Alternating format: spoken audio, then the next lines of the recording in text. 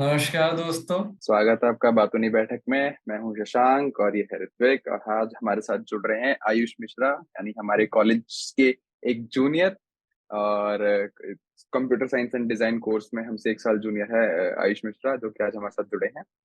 Welcome Ayush. Hello.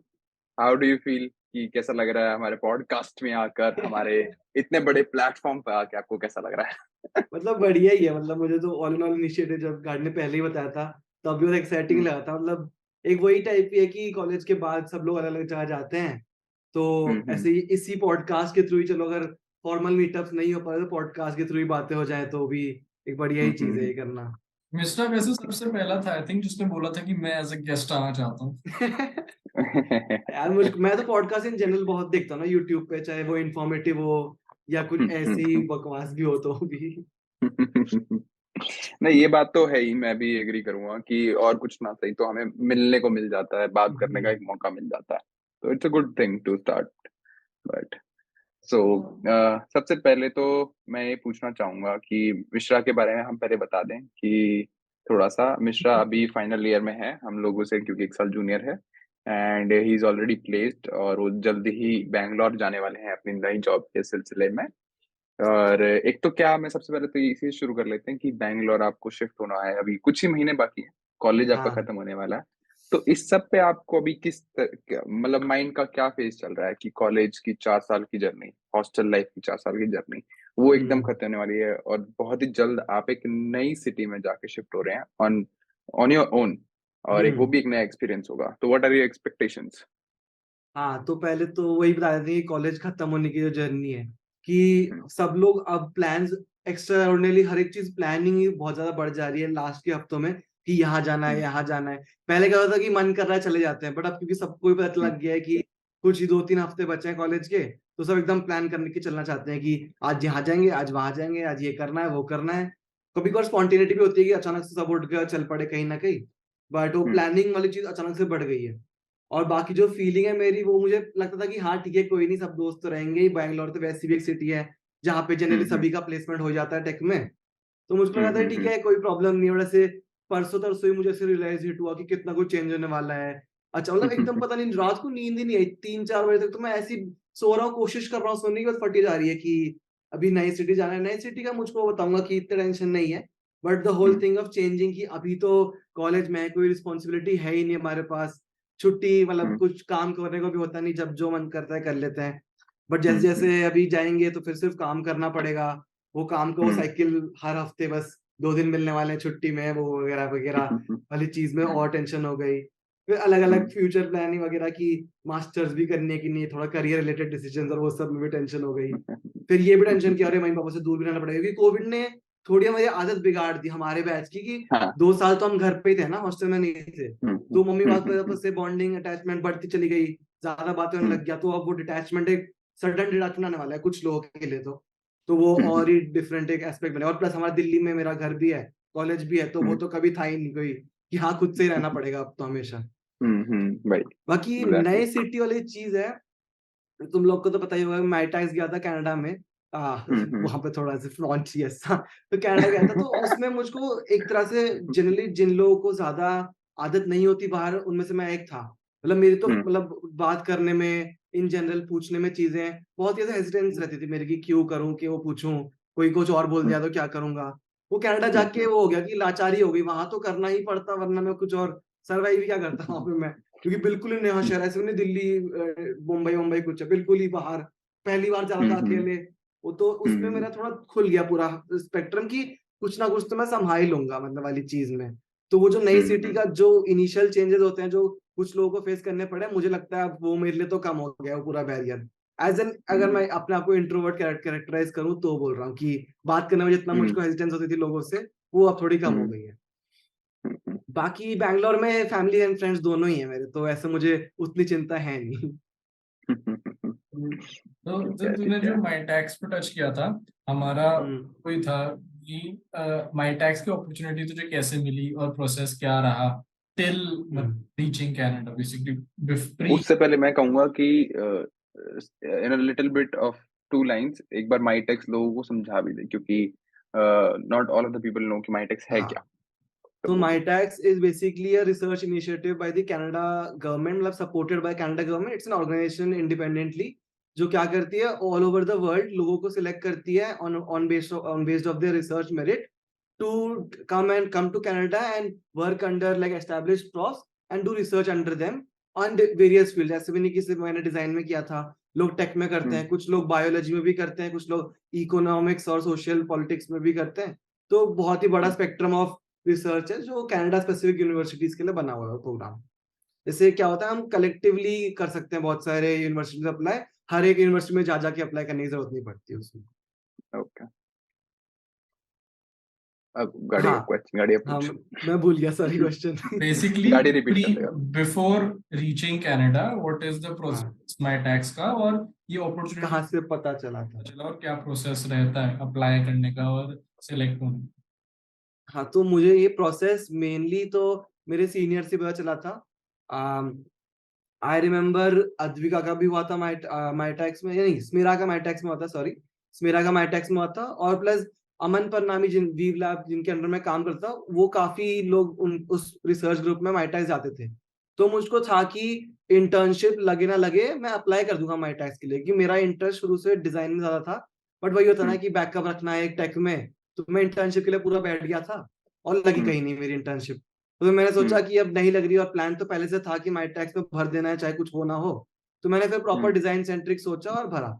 इसकी application date I remember September end तक रहती है और अगस्त में खुल जाती है.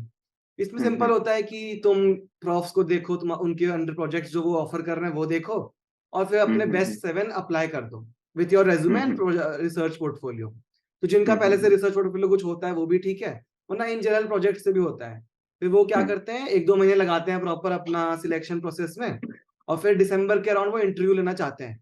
मतलब प्रॉफ जनरली कॉल आउट करते हैं इंटरव्यू के लिए कि आ जाओ बात कर लेते हैं, क्या इंटरेस्ट है, क्या रिसर्च तुमने कर रखी है एंड ऑल. एंड फिर दिसंबर एंड तक सिलेक्शन प्रोसेस कंप्लीट हो जाता है फर्स्ट राउंड का, और फिर वो बोल देते हैं कि अगर तुम सिलेक्टेड हो कि नहीं. मेरा पर्सनली इंटरव्यू किसी भी में हुआ नहीं था. मेरा जो फर्स्ट प्रेफरेंस था प्रॉफ का, उसने मुझे डायरेक्टली अपॉइंट कर दिया था. तो कभी कभार ये भी होता है कि इंटरव्यू होते भी नहीं, कभी कभार ये भी होता है कि 3-4 इंटरव्यू होते हैं. तो डिपेंड करता है, उसमें ये नहीं होता कि इंटरव्यू हो रहा है तो सिलेक्शन तुम्हारा पक्का है. और फिर दिसंबर के बाद एक फरवरी में भी होता है, वो बेसिकली शॉर्टलिस्ट होता है. जो लोग मना कर देते हैं कि नहीं करना है MyTax, तो फिर और बच्चे छांटे जाते हैं. Okay okay. सो जैसे कि MyTax के एक्सपीरियंस के लिए ऑफलाइन हुआ था तेरा, तो you went to Canada for a couple of months I think, है ना? 3 तो months. और हाँ 3 मंथ्स. तो बेसिकली कनाडा जो है इंडिया में बहुत ही एक वैसा देश कहूंगा कि जिसमें लोग बहुत ज्यादा जा रहे हैं, मतलब हाँ ह्यूज क्वांटिटीज में कनाडा की तरफ इंडियंस बहुत ज्यादा जाते हैं. मतलब पंजाब साइड से लोग जा रहे हैं, हरियाणा साइड से लोग काफी लोग जा रहे हैं, मतलब सब अलग अलग फील्ड्स के लिए जा रहे हैं. मैं नहीं कह रहा कि स्पेसिफिकली, और टेक फील्ड में से भी अलग हट के भी बहुत लोग जाते हैं. तो वहां जाके, क्योंकि मैं कहूँ यहाँ से इंडियंस या local people in general Asian countries से काफी जा रहे हैं. तो what was your experience like Canada में? एक तो लोगों से मिलने का कैसा एक्सपीरियंस था वहां पे, इंडियंस से मिले या नहीं, या इन जनरल लिविंग एक्सपीरियंस कैसा था, बाहर लोग के लोगों से इंटरेक्शन एक्सपीरियंस कैसा रहा? हाँ. तो इन जनरल तो हाँ, ये तो बिल्कुल ही सही बात है. कनाडा में intake of Indian peoples is a lot more and exponentially growing ही. वहां जाते हुए भी मुझे लगा कि मैं 2 घंटे सिर्फ और सिर्फ बोर्डिंग पास के लाइन में खड़ा हुआ था, क्योंकि इतनी लंबी लाइन थी. जबकि मैं पता नहीं 4-5 घंटे पहले से एयरपोर्ट पहुंच रखा था, क्योंकि ठीक है टेंशन होती है कि फ्लाइट मिस ना हो जाए. तो ये तो है कि बहुत लोग जा रहे हैं, और कनाडा गवर्नमेंट ये इनिशिएटिव ले भी रही है कि वो बढ़ा भी रही है पॉपुलेशन अपनी. और इंडियन चूंकि सबसे ज्यादा शायद लो इनकम लेबर या कुछ, वो अलाउ भी कर रही है उनको आने को. तो जहां तक बात रहती है वहां पे लोगों से मिलने की, इंडियंस, मेरे स्पेसिफिकली वहां पे जितने इंडियन दोस्त थे वो मेरे MyTax के ग्रुप से ही निकले थे. स्पेसिफिकली मुझको अलग से कोई इंडियंस तो दिखे नहीं थे. एक दो ऐसे रैंडम एनकाउंटर्स में जितना मैंने पता लगा उनका, they usually work after their academics या आफ्टर समथिंग और द अदर साइड जॉब्स के लिए, जस्ट टू सस्टेन लिविंग और have a second income as well. तो ये एक पॉइंट रहता है. हमारे लिए तो काफी इजी था क्योंकि हमें तो स्टाइपेंड मिल रहा था. तो अकोमोडेशन वाइज कोई ऐसी प्रॉब्लम आई नहीं. घर बहुत सुंदर सुंदर है, यूनिफॉर्म और सुंदर सुंदर है, वो तो दिखते ही है. और देख मेनली जो क्राइटेरिया तो बाहरी कंट्रीज का होता है अगेंस्ट इंडिया, जितना मुझे लगा सोच के भी, is basically cleanliness in my opinion. ठीक है, भीड़ ज्यादा है हमारे यहाँ, इसीलिए सफाई रखनी मुश्किल है. बट ऐसे नहीं कि नहीं रखा जा सकता, क्योंकि उधर साफ दिखता है इसलिए हमें सुंदर लगता है, और कुछ ऐसे बहुत डिफरेंस। वहां भी कुछ गंदी जगह होती है कि एक गली में चले जाओ, बिल्कुल ही गंदी स्मेल आ रही होगी, बिल्कुल मन ही नहीं करेगा उस गली में जाने का, डर डर लग जाएगा जाने से। तो बस वो है, ऐसे नहीं कि वहां नहीं है उस चीज। बाकी लोगों से मिलने वाले जो एस्पेक्ट है, उसमें मैंने जनरली ये देखा कि एक तो जहाँ पे काम करता हूँ वहां से तो बात करेंगे, वो लोग भी इंटरेस्टेड होते हैं कि कोई नया लड़का आया है काम करने, तो बात तो करते ही हैं। और इन जनरल मैंने ये एक नोटिस किया कि सपोजिटली हमें एज बीटेक ज्यादा आ रहा होता है, कभी कभार ऐसा लगता है मुझको, जब वो उनको वहाँ एमटेक और पीएचडी को आ रहा होता है, मतलब वो फैसिनेशन से देख रहे होते हैं कि तुम्हें इतना आता कैसे है। ये तो एक डिफरेंस है ही, तो ये एक टॉकिंग पॉइंट बन जाता है कि अच्छा तुम्हें ये कब सीखा, क्या सीखा।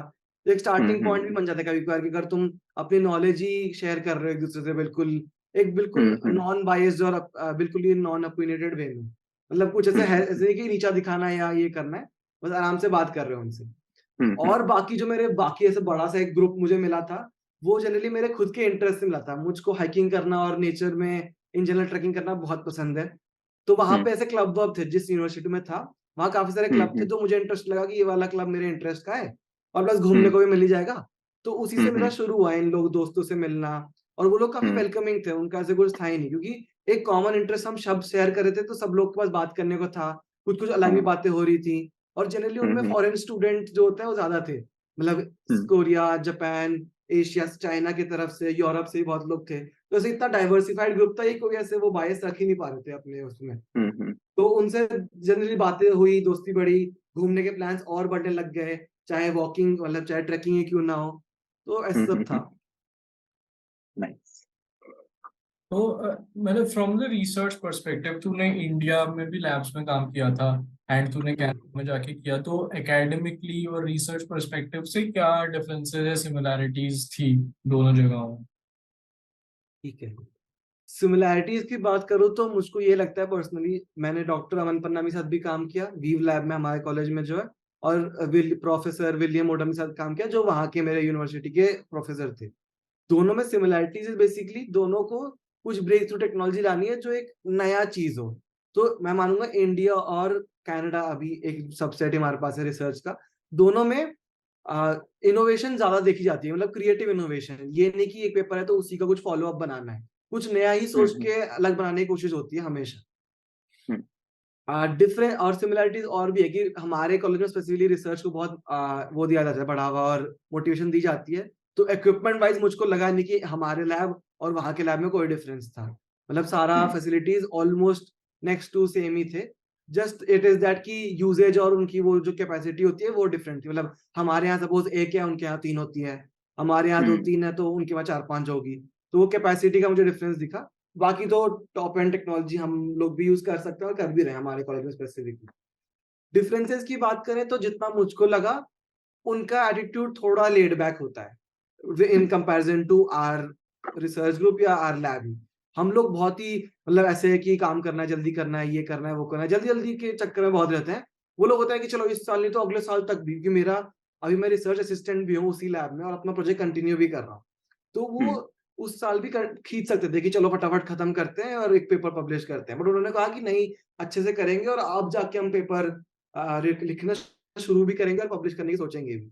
तो वो लेट बैक एटीट्यूड देखा कि वो लोग इतना कोई प्रेशर डालते नहीं है किसी भी काम, मतलब जब टाइम आएगा तब तो डालेंगे, बट ऐसे नहीं कि वो एक चीज को अचीव करने के लिए प्रेशर डालते हैं। वो होता है कि काम को खत्म करने में प्रेशर डालते हैं कि ये काम हो जाना चाहिए, या फिर ये काम नहीं हो रहा तो क्यों नहीं हो रहा। वो जो प्रॉब्लम या सोल्यूशन गैदरिंग वाली चीज होती है वो बहुत ही लंबा प्रोसेस होती है। डिस्कशन हर बार होता है और कोई ऐसे हायरार्की होती नहीं है कि अगर सपोज मैंने प्रॉफिट डिसीजन दे दिया तो वो फुल एंड फाइनल है, क्योंकि जनरली क्या होता है वो एक सपोर्टिंग रोल ही प्ले करता है। जैसे मेरी मास्टर स्टूडेंट है, उसका इनिशियली ये आइडिया था, तो फिर फाइनल डिसीजन हम उसको देने का सोचते हैं कि क्योंकि उसका थीसिस भी उसी पे है तो वो डिसीजन देगी। ओके। और भी है कि पेपर राइटिंग वाली चीज होती है, तो ज्यादा मैं टेक्निकल शायद जा रहा हूँ, जरूरत होगा भी नहीं इसका। बट चलेगा अगर चलेगा। पेपर राइटिंग वाली चीज जो होती है, इंडिया में क्या होता है या सब हमारे लैब में क्या होता है कि बच्चे ही पेपर लिखते हैं और फिर सर प्रूफ रीड करके हमें रिव्यूज देते हैं।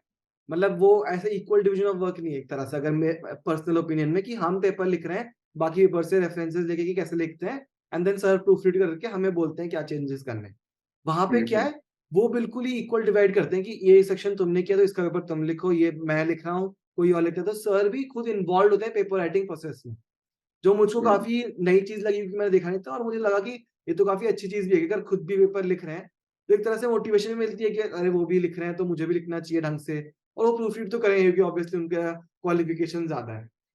तो ये एक डिफरेंस लगा कि वहां पे वो विलिंगनेस, क्योंकि at the end of the day paper में नाम तो सभी का आना है, तो अगर काम भी वो ले रहे हैं तो बेसिकली रिस्पेक्ट बढ़ जाती है कि अरे वह काम भी कर रहा है वाली चीज। ओके, सो ठीक है, माइटेक्स का हमने डिस्कशन करा, कनाडा का हमने एक्सपीरियंस जाना मिश्रा से। सो अब मैं पूछना चाहूंगा कि मिश्रा के जो रूट्स हैं वो बिलोंग्स टू ओडिशा बेसिकली, और जो घर है वो मिश्रा अभी रह रहा है काफी सालों से, आई थिंक आई एम 6 साल हो अज्यूमिंग गए। 6 साल से दिल्ली में ही रह रहा है। तो नहीं, दिल्ली में तो मैं पूरे अपने बचपन से रह रहा हूँ, बट 6 साल से इस हाँ, घर में रह रहा हूँ। 6 साल से, ठीक है, तो दिल्ली से बचपन में ही रह रहा है, तो मतलब लेकिन हाँ, ओडिशा जाना आना जाना लगा रहता है हाँ, और काफी। काफी बार जा चुका है। हम्म। तो मतलब उसके बारे में, जैसे कि कुछ उड़ीसा का जो कल्चर है और क्या उससे कैसा क्या इन्फ्लुएंस है पर्सनली तूने, क्योंकि बचपन से देखा है, क्योंकि वो कल्चर से तुम कनेक्टेड हो, ऐसा नहीं कि बिल्कुल डिस्कनेक्टेड रहे हो, क्योंकि कांस्टेंट टच में है तो। So what do you feel कि वहाँ का क्या इन्फ्लुएंस रहा है तेरी लाइफ में, या तूने क्या देखा है, वहाँ का कल्चर कैसा है, उसके बारे में कुछ बताओ। हाँ, तो बता रहा हूँ। तो मैं दिल्ली में ही पैदा भी हुआ था और काफी दिन से हूँ, मतलब शुरू से ही हूँ। 2 साल बॉम्बे गया हम्म, था क्योंकि पापा का जॉब से, बट दिल्ली में ही मैं पूरा पला बड़ा हूँ। तो हम्म, हमेशा से जाना आना, मतलब समर वेकेशन तो मान ही लो कि मेरा हमेशा बचपन से लेके लास्ट ईयर तक भी अगर देखे तो हमेशा उड़ीसा जाना, उड़ीसा में ही चला जाता था। मतलब मैं अगर इंडिया में हम्म, घूमने ज्यादा गया हूँ, बट जनरली मेजोरिटी टाइम में उड़ीसा में ही रहा हूँ, और उड़ीसा जाता था नानी के घर, दादी के घर, उनसे मिलने, उनके साथ टाइम स्पेंड करने। तो जो कल्चरल शिफ्ट वाली बात है, ये मतलब thank you to my parents भी अगर बोलना चाहे, क्योंकि वो लोग ने हमेशा मेंटेन रखा कि मेरे कल्चर के बारे में, मतलब उनके कल्चर के बारे में वो पास ऑन करें, ट्रेडिशंस जो हैं, पूजा पाठ भी जैसे करते हैं, तो वो सब भी हुआ। और प्लस आज मतलब ये ठीक है, मतलब हाँ, मैं ब्राह्मण भी हूँ, तो जनेऊ भी पहनना मुझको बचपन से सिखाया गया, और मुझे इतने बचपन में पहनाया गया था कि मुझको लगा कि ये तो कूल होता है पहनना। जबकि मुझे हम्म, लगता है कि जितना बड़े होते जाओ, वो पूरा स्टिग्मा हम्म, ऑफ कि एक अलग से वो जनेऊ पहनना है, वो छूटता हम्म, जाता है लोगों का। मेरे कजिन्स हम्म, लोग का भी छूट रखा है, जो कि जबकि मुझसे बड़े भी हैं वो। क्या पता मेरा भी हम्म, छूट जाए, बट अभी तक के लिए तो मुझको वही लगता है कि हम्म, कूल ही है। तो इसीलिए हम्म, पहनते हो। तो वो चाहे प्रॉपर ट्रेडिशन फॉलो ना हो, बट एटलीस्ट कुछ एक पार्ट और सबसेट ऑफ ट्रेडिशन भी अगर पास डाउन हो रहा है, तो मेरे हिसाब से वो रिस्पेक्टफुल ही है। हम्म, रही बात स्पेसिफिकली उड़ीसा ट्रेडिशन की, मतलब हर चीज जो देखी है मैंने उड़ीसा में, मंदिर जो पूरी टेम्पल है, जगन्नाथ टेम्पल जो सबसे फेमस है, उसके बारे में इंट्रीगनेस मेरी शायद क्यूरियोसिटी बचपन से थी भी। और बोला भी गया था कि कैसे सीखते हैं, क्या सीखते हैं, बताया भी गया था खाना पीने के बारे में। जैसे गाड़ी को तो पता होगी, गाड़ी भी बंगाल से है, तो छेना पोड़ा और ये सब मिठाइयाँ बहुत फेमस है उड़ीसा की स्पेसिफिकली। बट एक चीज है जो मुझको याद है, मुझको बड़ा ऐसे वो भी लगा था कि अरे ये क्या बात हो गई कि मुझे इकोनॉमिक्स का याद है, अभी भी याद है, पता नहीं क्यों 8th में लिखा हुआ था Orissa is the poorest state in the country. तो मेरी एकदम ऐसे शॉक हो गया, सब मेरी तरफ देख रहे हैं। मैं बोला अरे ये क्या हो गया। तो तब मुझको लगा कि अरे ऐसा क्या हो गया, उड़ीसा तो बढ़िया है, क्योंकि मैं तो बचपन से ही रह रहा हूँ वहां पे, मतलब जाता रहता रहता हूँ। मुझको लगा ऐसा तो कुछ नहीं है, बढ़िया ही लगता है वो सब। बट फिर वो तो ठीक है, एक स्टैटिस्टिक है जो है, और उसके उसके बाद तो कितना डेवलप हो गया मैंने अपनी आंखों के सामने देखा है। तो मुझको तो लगता है कि काफी अच्छी चीज है। एक चीज है कल्चर के बारे में कि जो मुझ में पर्सनली इंस्टिल हुई, बेसिकली इज मॉडेस्टी, मैं बोलना चाहूंगा। क्योंकि चाहे कुछ भी कहो, उड़ीसा में सिटीज नहीं है, मैं बचपन से सिटी में रहा हूँ, बस उड़ीसा में टाउन और गाँव शिप ही है। तो वहां पे कैसे लोग रहते हैं, क्या उनका रहन सहन है पूरे दिन का, सुबह उठना, जल्दी उठना, और फिर रात को ठीक ठाक टाइम पे सो भी जाना, और बाकी पूरा वो प्रोसेस। और जो लाइवलीहुड कम्युनिटी, मतलब शाम को, जैसे इधर तो चलो होता है अब, मतलब यंग लोगों में तो होता है कि किसी भी घर चले गए, वहां पे तो हमेशा कोई आंटी चाय पीने आ जाती थी किसी के घर में ऐसी, और वो कहीं ना कहीं से रिलेटिव निकलती थी। तो वो मुझे बड़े इंटरेस्ट लगता था, ये मेरे रिलेटिव है, ये मेरे रिलेटिव है, वो क्या है। तो इसलिए मैं आजकल मजाक में बोलता हूँ कि अपना उड़ीसा तो अपना इलाका है। मतलब कभी भी कहीं भी किसी को भी फोन लगा दो, कुछ भी हो सकता है उड़ीसा में, ऐसा मुझे फील होता है ये कि हो जाएगा, क्योंकि इतने सारे लोग हैं, इतने रिलेटिव्स हैं। और प्लस वो कम्युनिटी रिलेशनशिप ज्यादा होती है, क्योंकि छोटा शहर या छोटे गांव में तो ये होना ही होता है। बाकी एक है जो जो एक लैकिंग मैं अपनी बोलूंगा, कनेक्ट ना हो पाने के अपने कल्चर से, इज मेरी लैंग्वेज का जो डिस्पैरिटी, क्योंकि मेरी प्रीडोमिनेंट ऐसे इंस्टिंक्ट इज हिंदी बोलना, और उड़िया मुझे उतनी फ्लुएंटली, मतलब बोल सकता हूँ, आराम से बोल जाता हूँ, बट वो उतनी फ्लुएंटली ऐसे इंस्टिंक्ट भी नहीं है मेरा बात करने का। पापा मम्मी से मैं हिंदी में बात करता हूँ, क्योंकि मैं पला बड़ा ही यहीं पे हूँ। बट जब अगर वहां पे ऐसे 2-3 महीने रुक जाओ, मतलब जैसे 2 महीने रुक गया तो मैं समर्स में तो एकदम फ्लुएंट हो जाता हूँ। तो वो रहन सहन की बात होती है कि बार बार सुन रहे हो तो हो जाओगे। Hello hello hello, thank you for watching part 1 of our video. Please हमें कमेंट्स में बताइए कि आपको कैसा लगा। Also like share and subscribe, और नेक्स्ट फ्राइडे हम इसी एपिसोड का पार्ट 2 भी लेकर आ रहे हैं। Stay tuned for that.